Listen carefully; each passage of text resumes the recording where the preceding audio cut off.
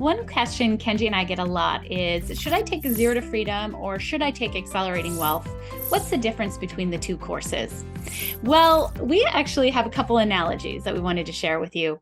The first analogy is that Zero to Freedom is like driver's ed. It's really what you need to know how to buy great deals, just like you need to know how to drive on the road. What are the rules of the road? Zero to Freedom is the same way.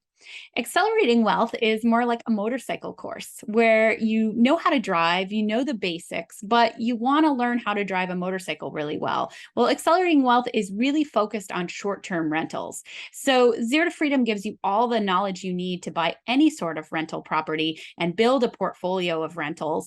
But Accelerating Wealth gives you that kind of next level knowledge about short-term rentals, specifically how to self-manage them, how to run them, what kind of technology do you need, how do you use that short-term rental cash and cash calculator. These things are really unique to short-term rentals and not specific to all rentals in general. And that's what's covered in Accelerating Wealth. Another analogy that might be helpful for healthcare professionals is just imagine Zero to Freedom is residency training. And then if you want to get more specialized knowledge in a particular area, you go to fellowship. And that's what Accelerating Wealth is. Again, so if you really want to get a deep dive into short-term rentals, which is a type of cash flowing rental, but it's a specialized type of cash flowing rental, that's where you're going to get that's where you want to take Accelerating Wealth, which is like fellowship training.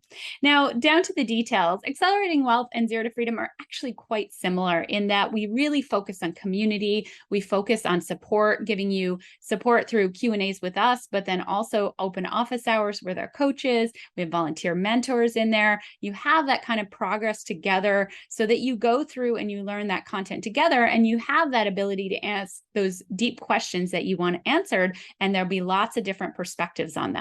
Yeah, broadly, I kind of look at it as content, and this is content, like video content that you're going to get lifetime access to. But in addition to that, you have a ton of support, and the support comes in the form of live Q&As with us. You're also going to have open office hours, like Leti mentioned, with coaches.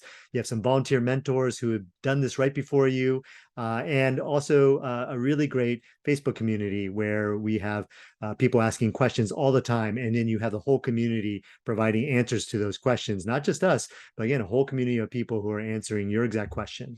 And I think it really boils down to we help you actually have results. That's one of the things that our courses are known for is people go into the course maybe knowing very little, or maybe you've gone through Zero to Freedom, but you want to get next level with the short-term rental. You'll come out of the course really prepared, and a lot of people will already have results because they will have put into practice what we've taught them even during the course.